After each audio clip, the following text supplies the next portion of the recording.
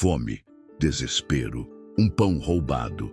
Para Clara e seus 6 filhos famintos, era a única chance de sobreviver mais um dia. Para os moradores da vila, foi a gota d'água. Prestes a ser punida pela comunidade que a julgou e condenou, Luzia fecha os olhos esperando o fim. Mas o fim não vem. Quem chega é Matias, um forasteiro enigmático que interrompe a sentença com sua mera presença. Ele a protege, mas sua proteção tem um preço, pois o segredo que ele guarda é mais perigoso que a fúria de qualquer multidão.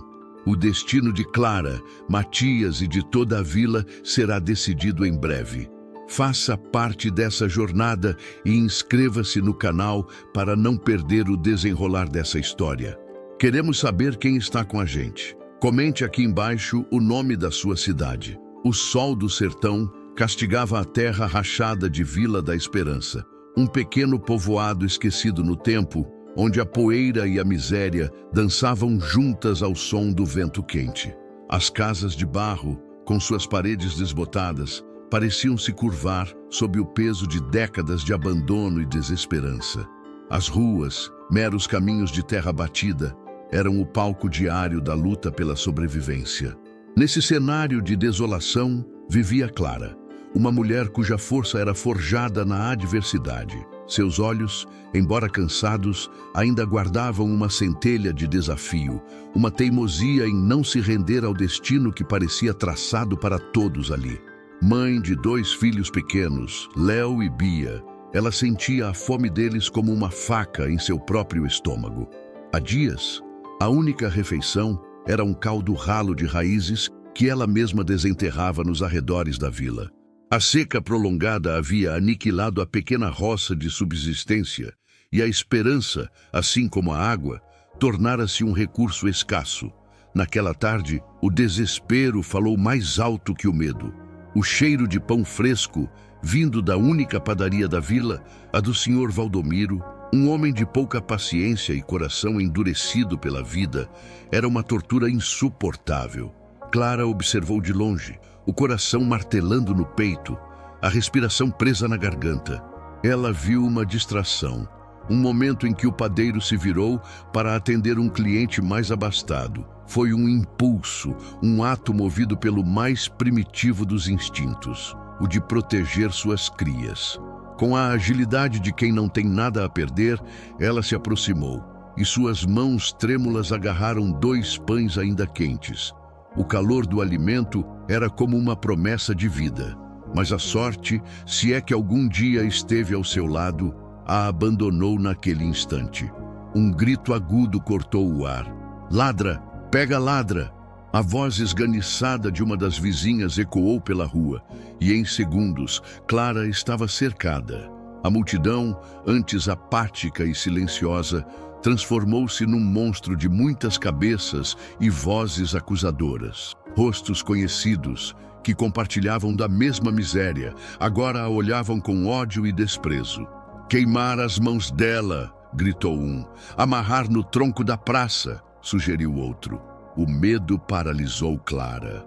Ela abraçou os pães contra o peito, como se fossem seus próprios filhos, e fechou os olhos, esperando o pior. Foi então que uma sombra se projetou sobre ela, silenciando o tumulto. Uma voz grave e firme, como o trovão que anuncia a chuva rara, se sobrepôs ao clamor da multidão. "Deixem-na em paz." Todos se viraram para o dono da voz. Era Matias, um forasteiro que havia comprado uma fazenda abandonada nos limites da vila há alguns meses. Um homem de poucas palavras e olhar enigmático, cuja presença inspirava tanto curiosidade quanto receio. Ninguém sabia ao certo de onde viera ou o que fazia. Alto, de ombros largos e um rosto marcado por cicatrizes que contavam histórias silenciosas, ele desceu de seu cavalo com uma calma que contrastava com a agitação ao redor. Ele caminhou até o centro do círculo, seus passos lentos e deliberados, fazendo a poeira subir. Seus olhos encontraram os de Clara, e por um instante ela viu neles não a condenação, mas uma fagulha de compreensão. Matias se virou para o padeiro, que agora se aproximava com uma expressão furiosa. "Quanto custam os pães?" perguntou Matias, a voz ressoando com uma autoridade que ninguém ousou desafiar. O padeiro, pego de surpresa, gaguejou o valor. Matias enfiou a mão no bolso do colete de couro e retirou algumas moedas, cujo brilho sob o sol parecia quase irreal naquela terra de privações. Ele jogou as moedas no balcão de madeira, o som metálico selando o fim da discussão. "Está pago", declarou ele. Em seguida, virou-se para Clara, que ainda estava encolhida no chão, tremendo. "Levante-se, mulher, e venha comigo." A multidão abriu caminho, os murmúrios substituindo os gritos. Ninguém ousou questionar o homem misterioso. Clara, ainda atordoada, levantou-se. Ela olhou para o rosto de Matias, tentando decifrar suas intenções. Ele ofereceu-lhe a mão, um gesto tão inesperado que a fez hesitar. Por fim, ela aceitou. Sua mão era áspera e calejada, a mão de quem conhecia o trabalho duro e talvez a violência. Matias a ajudou a subir em seu cavalo na garupa e depois montou na sela. "Segure-se firme", disse ele antes de guiar o animal pelas ruas da vila, deixando para trás um rastro de poeira e perguntas sem resposta. O caminho para a fazenda de Matias era longo e silencioso. Clara se agarrava a ele, o calor dos pães agora esquecido, substituído pela incerteza do que o futuro lhe reservava. Ela não sabia se estava sendo salva ou levada para um perigo ainda maior. A fazenda, ao contrário do que imaginava, não era um lugar sombrio. Embora a casa principal precisasse de reparos, havia um pomar bem cuidado e um pequeno rebanho de cabras. Era um oásis de ordem em meio ao caos do sertão. Ao chegarem, Matias a ajudou a descer e, sem dizer uma palavra, a levou para a cozinha.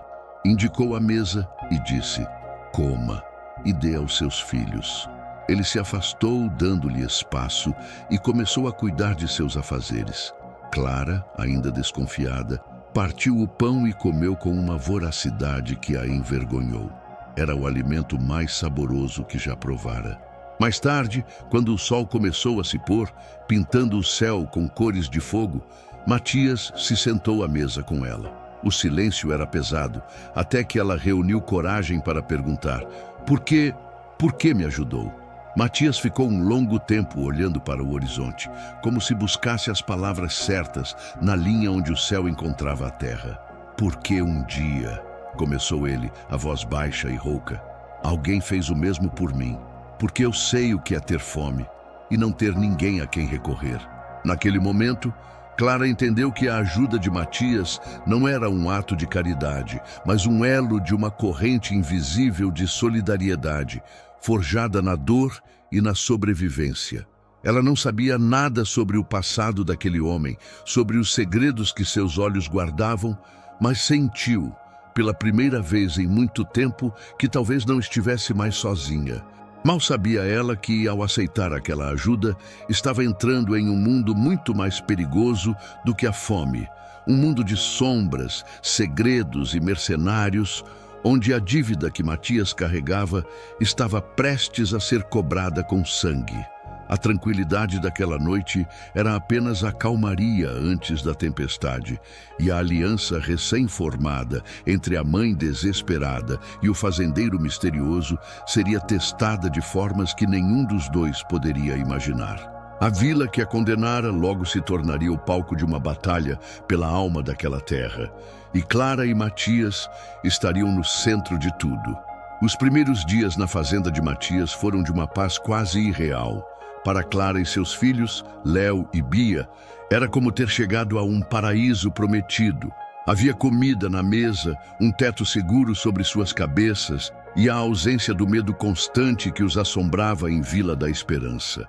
As crianças, antes apáticas e silenciosas, redescobriram o riso enquanto corriam pelo pomar, perseguindo as cabras ou se maravilhando com os pequenos milagres da natureza que Matias lhes apontava. Clara, por sua vez, sentia um peso ser retirado de seus ombros, um peso que ela carregava há tanto tempo que se esquecera de como era viver sem ele. Ela se dedicava aos afazeres da casa com uma energia renovada, cozinhando, limpando e tentando de alguma forma retribuir a generosidade daquele homem enigmático. Matias, no entanto, permanecia uma fortaleza de silêncio. Ele trabalhava do nascer ao pôr do sol, consertando cercas, arando um pequeno pedaço de terra, cuidando dos animais com uma dedicação metódica. Ele era gentil com as crianças e respeitoso com Clara, mas mantinha uma distância segura, como se houvesse uma barreira invisível ao seu redor. Às vezes, Clara o pegava olhando para o nada, o olhar perdido em memórias que ela não podia acessar, o rosto endurecido por uma sombra que a paz da fazenda não conseguia dissipar. A tranquilidade foi quebrada numa noite sem lua, quando um som estranho cortou o silêncio do sertão. Era um assobio baixo e melancólico, com 3 notas distintas que pareciam vir de muito longe, trazidas pelo vento. Clara não deu importância, mas viu a reação de Matias. Ele estava limpando uma faca de caça à luz do lampião quando o som chegou. Seus músculos enrijeceram instantaneamente, a cabeça erguida, os olhos fixos na escuridão lá fora. A faca parou em sua mão, e por um segundo o homem calmo e trabalhador desapareceu, dando lugar a um predador alerta, um animal sentindo o cheiro de perigo. "O que foi isso?" perguntou Clara, a voz baixa. Matias não respondeu de imediato. Ele se levantou, caminhou até a janela e perscrutou a noite. "Nada", disse ele, a voz mais grave que o normal. "Apenas o vento entre as pedras." Mas Clara sabia que era mentira. A partir daquela noite, a paz se foi. O assobio se repetiu nas noites seguintes, às vezes mais perto, às vezes mais longe, um lembrete constante de que não estavam sozinhos. Matias tornou-se mais vigilante, seu sono mais leve. Ele começou a dormir com uma velha garrucha ao lado da cama e passava horas no alpendre, apenas observando, ouvindo. A tensão se tornou palpável, uma eletricidade no ar que até as crianças pareciam sentir, tornando-se mais quietas, mais próximas da mãe. Certa manhã, Matias a chamou para perto do riacho que delimitava a propriedade. Na lama da margem havia pegadas claras, botas pesadas, de homens que não pertenciam àquelas terras. Não eram as sandálias gastas dos moradores da vila, eram as pegadas de caçadores. Foi então que a fortaleza de silêncio de Matias finalmente ruiu. Naquela noite, sentados à mesa da cozinha, sob a luz vacilante do lampião, ele decidiu que Clara precisava saber a verdade. "Você não está segura aqui", ele começou sem rodeios. "Nenhum de nós está." Ele contou sua história, as palavras saindo com dificuldade como se fossem pedras. Falou de sua juventude, da miséria que o levou a se tornar um capanga, um mercenário a serviço de homens ricos e poderosos, coronéis que eram donos de tudo e de todos. Ele era o braço armado que garantia que as cercas avançassem sobre as terras dos pequenos, que as dívidas fossem pagas, que as vozes dissidentes fossem silenciadas. Ele era bom no que fazia, bom demais. "Eu era um cão de briga", disse ele, os olhos fixos na madeira da mesa. "Mas um dia cansei do sangue, cansei de ser o monstro deles." O ponto de virada foi quando lhe ordenaram que fizesse algo que nem mesmo sua alma endurecida pôde suportar. Ele se recusou, e ao fazer isso, quebrou a única regra daquele mundo, a lealdade cega.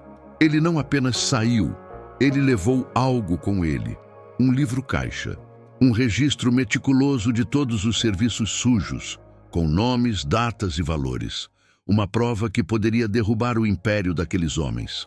"Este livro era meu seguro de vida", explicou ele. "Eu pensei que me deixariam em paz, com medo de que eu o usasse. Mas eles são orgulhosos demais, não toleram um desafio. E agora eles vieram cobrar a dívida." Clara ouviu tudo em silêncio, o coração pesado. O homem que a salvara era também a causa do perigo que agora os rondava. Mas em vez de medo, ela sentiu uma onda de empatia. Ela via agora as cicatrizes em seu rosto e em sua alma. A confirmação de suas palavras veio 2 dias depois, na forma de um menino assustado. Era Pedrinho, um garoto da vila que às vezes fazia pequenos recados. Ele chegou à fazenda correndo, sem fôlego, os olhos arregalados de pavor. "Seu Matias!" gritou ele. "Tem uns homens na vila, homens maus, com armas grandes. Estão perguntando pelo senhor. Disseram que quem ajudar o senhor vai se arrepender muito." A ameaça não era mais um assobio na noite ou uma pegada na lama. Tinha um rosto, estava na vila e estava se aproximando. Naquela noite, não houve pretensão de normalidade. O perigo era real e imediato. "Você precisa ir embora", disse Matias a Clara. "Leve as crianças, fuja para longe." Mas Clara, a mulher que roubara pão por desespero, não era mais a mesma. A segurança daqueles poucos dias e a verdade revelada por Matias haviam despertado nela uma força que ela não sabia possuir. "Não", respondeu ela, a voz firme. "Nós não vamos a lugar nenhum. Esta é nossa casa agora. Se eles vieram para uma luta, é uma luta que terão. Você não está mais sozinho, Matias." Matias olhou para ela surpreso. Pela primeira vez, alguém não o via como um monstro ou um fantasma, mas como um homem. Alguém que estava disposto a ficar ao seu lado, não por dívida, mas por escolha. Um pequeno sorriso, o primeiro que Clara via, tocou seus lábios. "Então, temos trabalho a fazer." Juntos, eles começaram a transformar a fazenda em uma fortaleza. Trancaram as janelas com tábuas de madeira, reforçaram a porta da frente com uma viga pesada. Matias limpou e carregou sua garrucha e afiou seu facão até que a lâmina brilhasse à luz do lampião. Clara reuniu facas de cozinha, ferramentas pesadas e ferveu panelas de água. Trabalharam em silêncio, em uma sincronia nascida da necessidade, cada um entendendo seu papel. O medo ainda estava lá. Um nó frio no estômago de Clara, mas agora ele era acompanhado por uma determinação feroz. Ela lutaria por seus filhos, por sua casa e pelo homem que lhe dera uma segunda chance.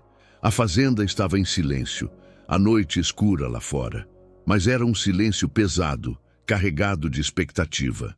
Eles não sabiam quando o ataque viria, apenas que viria. Estavam prontos, esperando o primeiro som, o primeiro movimento na escuridão que os cercava. A caçada estava prestes a terminar e a batalha pela sobrevivência, prestes a começar. A escuridão da noite era total. Uma mortalha de veludo negro sobre o sertão, abafando todos os sons, exceto o da própria respiração e dos corações que batiam em descompasso. Dentro da casa, a tensão era uma entidade viva. Matias posicionou-se perto da janela principal, uma silhueta imóvel contra a luz fraca do lampião, a garrucha pesando em suas mãos. Clara estava na cozinha, com os filhos adormecidos em um colchão improvisado no canto mais seguro do cômodo. Ela segurava um facão de cozinha, a lâmina fria contra seus dedos trêmulos, sentindo-se ao mesmo tempo aterrorizada e furiosamente determinada. O ataque começou não com um estrondo, mas com um silêncio súbito. O canto dos grilos cessou de uma só vez, como se a própria natureza prendesse a respiração. E então, o som de um galho se quebrando, e outro. Matias não precisou dizer nada. Eles estavam aqui. De repente, a porta da frente explodiu em lascas, arrancada de suas dobradiças por um golpe brutal de ariete. Figuras vestidas de preto invadiram a sala, movendo-se com uma eficiência cruel. Eram 4, talvez 5, homens, suas faces obscurecidas pela noite, armados com facões e espingardas. O primeiro a entrar foi recebido pelo cano da garrucha de Matias. O disparo ecoou pelo vale como um trovão, enchendo a casa de fumaça e do cheiro acre de pólvora. O homem caiu e o caos se instalou. Enquanto Matias se engajava em um combate corpo a corpo com o segundo invasor, um terceiro correu em direção à cozinha. Clara não hesitou. Quando a sombra do homem preencheu a porta, ela gritou, um som gutural de pura fúria protetora, e avançou com o facão. O homem, surpreso pela resistência inesperada de uma simples mulher, recuou por um instante o suficiente para que Matias, tendo neutralizado seu oponente, se virasse e o derrubasse. A luta foi rápida, brutal e desesperada. Matias se movia com uma fluidez letal que confirmava cada palavra de seu passado. Ele não era apenas um fazendeiro, era um guerreiro, mas eles eram muitos. Quando parecia que a maré viraria contra eles, o líder dos capangas entrou na casa. Era mais alto que os outros e não usava máscara. Seu rosto era marcado por uma cicatriz que ia da testa ao queixo, e ele sorriu ao ver Matias. "Silas", disse Matias, a voz cheia de um veneno antigo. "Vejo que não mudou nada. Vim buscar o que é nosso, Matias", respondeu Silas, erguendo seu facão, o livro e a sua cabeça. A luta entre os dois foi o epicentro da batalha. Facões se chocaram, faíscas voando na penumbra, uma dança mortal entre dois homens que se conheciam bem demais. Enquanto eles duelavam, Clara usava o caos a seu favor. Ela jogava panelas, derrubava móveis, criava distrações, fazendo tudo ao seu alcance para proteger seus filhos e ajudar Matias. A batalha terminou quando Matias, usando a própria força de Silas contra ele, conseguiu desarmá-lo e o colocou de joelhos com a ponta da faca no pescoço. Os capangas restantes, vendo seu líder derrotado, hesitaram e, sob o olhar fulminante de Matias, recuaram para a escuridão, arrastando seus feridos. A vitória teve um preço alto. A casa estava em ruínas, o ar pesado com o cheiro de sangue e medo. Matias estava ferido, um corte profundo no braço, mas estavam vivos. Quando o sol da manhã nasceu, iluminando a destruição, a dura realidade se impôs. Silas e seus homens recuaram, mas não iriam desistir. Eles voltariam e com mais gente. "Não podemos ficar aqui", disse Clara, a voz rouca. "Não sozinhos." Matias, que passara a vida confiando apenas em si mesmo, sabia que ela estava certa. Sua força, por maior que fosse, não seria suficiente contra um exército. "Precisamos de ajuda", ele concordou, olhando na direção de Vila da Esperança. Voltar à vila era um risco. Para Clara, era retornar ao lugar de sua humilhação. Para Matias, era se expor, confirmar os boatos e talvez atrair a ira dos poderosos para cima de pessoas inocentes. Mas não havia outra escolha. Eles chegaram à praça da vila ao meio-dia. Matias com o braço enfaixado, Clara com o rosto sujo e os olhos cheios de uma nova e dura resolução, as crianças agarradas a ela. A visão deles causou um alvoroço. As pessoas saíram de suas casas, curiosas e assustadas. Matias subiu nos degraus da velha capela e, pela primeira vez, sua voz soou não como uma ordem, mas como um pedido. Ele contou a todos o que havia acontecido. Contou sobre os capangas, sobre a ameaça que pairava não apenas sobre ele, mas sobre qualquer um que ficasse em seu caminho, e sobre o livro que continha a verdade sobre os homens que os oprimiam. A reação foi de divisão imediata. O medo era um veneno potente. "Você trouxe a desgraça para nós", gritou o padeiro Valdomiro apontando um dedo acusador. "Eles vão queimar a vila por sua causa. É melhor entregá-lo." Alguns concordaram, seus rostos pálidos de pavor. Outros, no entanto, olhavam para Matias com um respeito recém-descoberto. Eram os que mais sofriam nas mãos dos coronéis, os que perdiam suas terras, que viam seus filhos passarem fome. Neles, a história de Matias não semeou medo, mas uma centelha de raiva e esperança. "Eles já tiram tudo de nós", gritou um velho agricultor. "Se vamos morrer, que seja lutando." A discussão se acirrou, a vila à beira de se despedaçar em facções de medo e coragem. Foi nesse momento que um novo personagem entrou em cena. Um homem chamado Joaquim, vindo da cidade, um organizador de um sindicato de trabalhadores rurais que ouvira rumores sobre a agitação em Vila da Esperança. Ele era um homem instruído, de fala calma, mas firme. "A violência deles se alimenta do nosso isolamento", disse Joaquim, dirigindo-se à multidão. "Divididos, somos presas fáceis, mas juntos, organizados, somos uma força. As palavras de Joaquim trouxeram um senso de propósito à discussão. Ele não falava apenas de lutar, mas de se organizar, de reivindicar direitos, de usar a verdade contida no livro de Matias como uma arma legal e política. Aos poucos, a maré começou a virar. O medo ainda estava presente, mas a ideia de resistência começou a tomar forma. Naquela tarde, um pequeno grupo se reuniu na casa de Matias. O velho agricultor, algumas mulheres corajosas lideradas por Clara, alguns jovens cansados da vida sem futuro. Não eram muitos, talvez uma dúzia, mas seus olhos brilhavam com uma determinação compartilhada. Eles sabiam que a batalha da noite anterior fora apenas o começo. Sabiam que Silas voltaria e que os coronéis não descansariam. Mas agora não era mais apenas a luta de Matias, era a luta de Vila da Esperança. Naquela frágil união, nascida do desespero e da coragem, residia a única esperança de futuro para aquela terra esquecida. O núcleo da resistência estava formado, pronto para enfrentar a tempestade que se avizinhava. A pequena chama da resistência, acesa em Vila da Esperança, começou a se organizar com uma urgência sombria. Os dias eram preenchidos por uma atividade febril. Sob a tutela de Matias, os homens e algumas das mulheres mais jovens aprendiam o básico da autodefesa e da tática de guerrilha. Ele não lhes ensinava a serem soldados, mas a serem espertos. Usar o terreno que conheciam como a palma da mão, criar armadilhas, saber quando lutar e, mais importante, quando se esconder. As noites antes dedicadas ao medo, agora eram para o planejamento. Joaquim, com sua mente estratégica, desenhava mapas na terra batida, traçando rotas de fuga e pontos de defesa, enquanto Clara se tornava o coração da operação.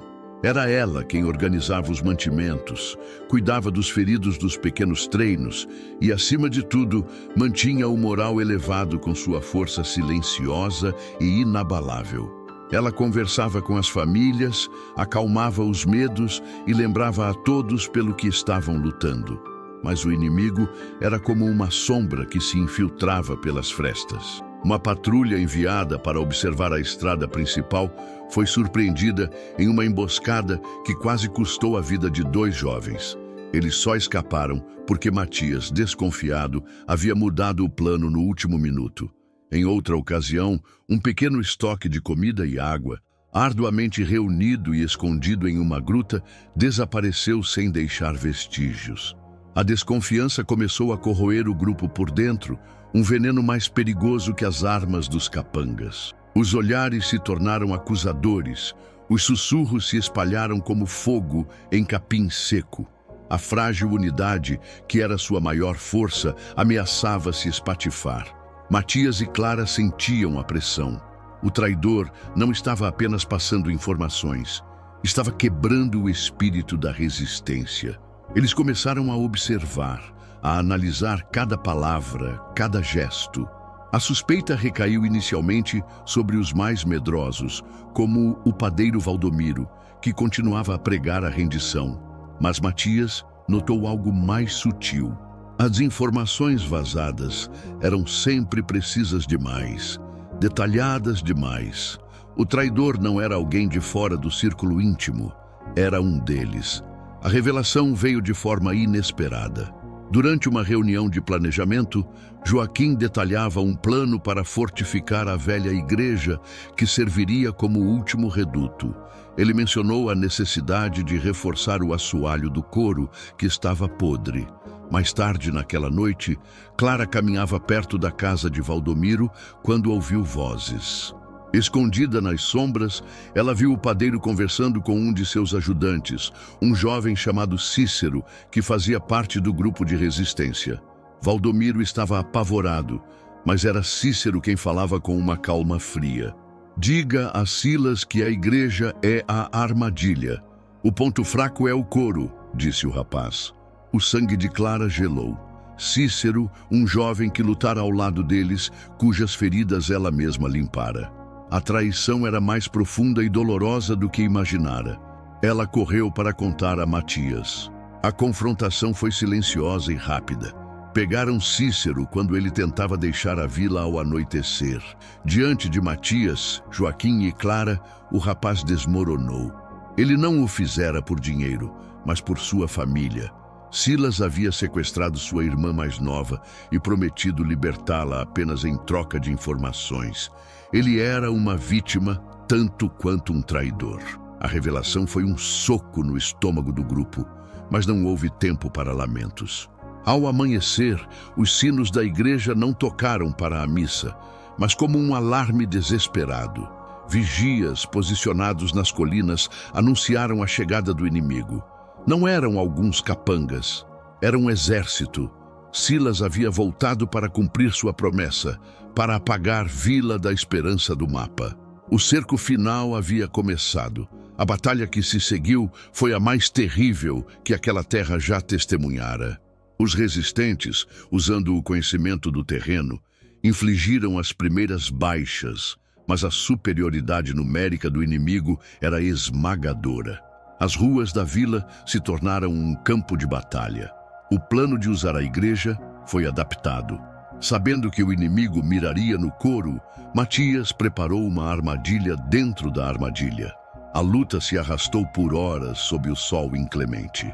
O velho agricultor, que antes só lutara contra a seca, agora lutava contra homens, usando seu facão com a fúria de quem defende seu último pedaço de chão. As mulheres, lideradas por Clara, não ficaram para trás. Elas reabasteciam os combatentes, cuidavam dos feridos sob fogo cruzado e usavam pedras, água fervente e tudo o que tinham para defender suas casas. Clara, com o rosto manchado de pólvora e poeira, postou-se na entrada do beco que levava ao local onde as crianças e os idosos estavam escondidos, tornando-se uma leoa defendendo suas crias. Matias estava em toda parte, uma figura fantasmagórica de fúria e precisão, liderando contra-ataques, tapando buracos na defesa, seu corpo movido por pura adrenalina e pela necessidade de proteger a primeira comunidade que ele ousara chamar de sua. Ele e Silas se encontraram novamente no meio da praça, um duelo final em meio ao caos. Desta vez, não houve palavras, apenas o choque brutal do aço. Mas a resistência estava chegando ao seu limite. A munição estava acabando. Os homens e mulheres estavam exaustos, feridos, e o número de defensores diminuía a cada investida. Os capangas de Silas, sentindo a vitória próxima, avançaram para o ataque final, empurrando os poucos resistentes restantes de volta para a praça, encurralando-os. A esperança parecia ter se esvaído, deixando apenas o gosto de cinzas e o silêncio que precede a derrota. Matias, ofegante e sangrando de múltiplos ferimentos, olhou para Clara do outro lado da praça, e em seus olhos ele viu não a rendição, mas um último e desafiador adeus. O fim parecia ter chegado. No exato momento em que os capangas de Silas avançavam para o massacre final, um som novo e estranho se sobrepôs ao clamor da batalha. Era o barulho de motores, alto e inconfundível, aproximando-se rapidamente. Todos, atacantes e defensores, hesitaram e olharam para a estrada principal. Sobre a colina surgiram 2 caminhões velhos e empoeirados, cheios de homens armados com espingardas, foices e facões. Eram agricultores e trabalhadores das vilas vizinhas. As notícias da resistência de Vila da Esperança, espalhadas por mensageiros de Joaquim nos dias anteriores, haviam finalmente surtido efeito. A coragem deles havia inspirado outros a superar o medo. A chegada dos reforços virou a maré da batalha. Surpreendido e subitamente em desvantagem, o exército de Silas vacilou. A luta reacendeu com um novo vigor, mas o conflito já havia atraído uma atenção indesejada. A fumaça, o som dos tiros e as notícias que corriam mais rápido que o vento haviam chegado aos ouvidos de quem não podia ser ignorado. Foi então que um terceiro grupo chegou, viaturas da Polícia Estadual. As sirenes cortaram o ar e homens uniformizados e fortemente armados desceram, criando uma zona de separação entre os combatentes. A batalha havia acabado. A chegada da lei, no entanto, não trouxe alívio imediato, mas uma nova forma de tensão. Um homem de terno, um representante do governo estadual, desceu de um dos carros. Seu nome era Dr. Arantes, um político de fala mansa e olhos calculistas. Ele viera para restaurar a ordem. A proposta foi feita ali mesmo, na praça devastada, entre os corpos e os escombros. O governo oferecia ajuda emergencial, assistência médica e, o mais importante, prometia abrir uma investigação formal contra os coronéis por formação de milícia privada e outros crimes. O livro Caixa de Matias seria a peça central. Em troca, exigiam uma condição inegociável: a deposição imediata de todas as armas por parte dos moradores. A vila, que acabara de conquistar sua sobrevivência através da luta, agora enfrentava um dilema: confiar em promessas do governo que tantas vezes os haviam esquecido, ou manter as armas, sua única garantia real de segurança. A comunidade se dividiu novamente. Eles vão nos desarmar e nos deixar à mercê dos coronéis, argumentou o velho agricultor, a desconfiança gravada em seu rosto. Matias também estava relutante. Entregar as armas parecia uma rendição. Foi Clara quem se adiantou. Cansada, ferida, mas com a voz clara e firme, ela se dirigiu a todos. Nós não lutamos para nos tornarmos como eles. Lutamos por paz. Lutamos para que nossos filhos não precisem pegar em armas como nós fizemos hoje. Joaquim a apoiou, argumentando que aquela era a transição da luta armada para a luta política, uma chance de usar a lei como arma. Após um debate tenso e emocionante, a comunidade tomou sua decisão. Eles aceitariam, mas com suas próprias condições. Exigiram a presença permanente de um posto policial e a participação de um comitê de moradores, liderado por Clara e Joaquim, para supervisionar a distribuição da ajuda e a investigação. Matias, em um ato simbólico, foi o primeiro a se aproximar do Dr. Arantes. Ele não entregou sua garrucha, mas sim o livro caixa. A verdadeira arma é esta, disse ele. Usem-na. Os meses que se seguiram foram de uma transformação lenta e difícil. A Vila da Esperança começou a se reerguer, literalmente das cinzas. A ajuda do governo chegou e, sob a supervisão rigorosa do comitê, as casas foram reconstruídas, a comida foi distribuída e a vida começou a retornar. O livro de Matias causou um terremoto político no estado. Os coronéis, antes intocáveis, foram expostos e arrastados para um escândalo público e uma batalha legal que minou seu poder. Silas e muitos de seus capangas foram presos. A paz que se instalou na vila não era de silêncio e medo, mas de atividade e esperança. Cooperativas foram formadas, a terra começou a ser redistribuída de forma mais justa e, o mais importante, as pessoas aprenderam o poder de sua própria voz. Clara se tornou uma líder natural, respeitada por sua sabedoria e coragem.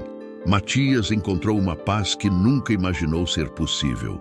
As cicatrizes de seu passado permaneceram, mas foram ofuscadas por seu novo papel como protetor e construtor da comunidade. Ele ensinou as crianças a cultivar a terra, não a manejar armas. Às vezes, ao entardecer, ele se sentava no alpendre da casa reconstruída, observando Léo e Bia brincarem livres na praça. Ele não estava mais fugindo de seu passado, mas o havia transformado em uma fundação para o futuro de muitos. A história de Vila da Esperança se tornou uma lenda na região, uma história de como pessoas comuns, quando unidas, podiam enfrentar tiranos. Era uma história com cicatrizes, com perdas e com dor, mas que terminava não com um final feliz, mas com algo muito mais real e valioso, um recomeço. A verdadeira força, eles aprenderam, não estava no cano de uma arma, mas na coragem de plantar uma semente em terra devastada e acreditar que ela iria florescer. Se esta história tocou seu coração, deixe o seu gostei e se inscreva no canal. Isso ajuda demais a gente. E comente abaixo a sua cidade. Até a próxima.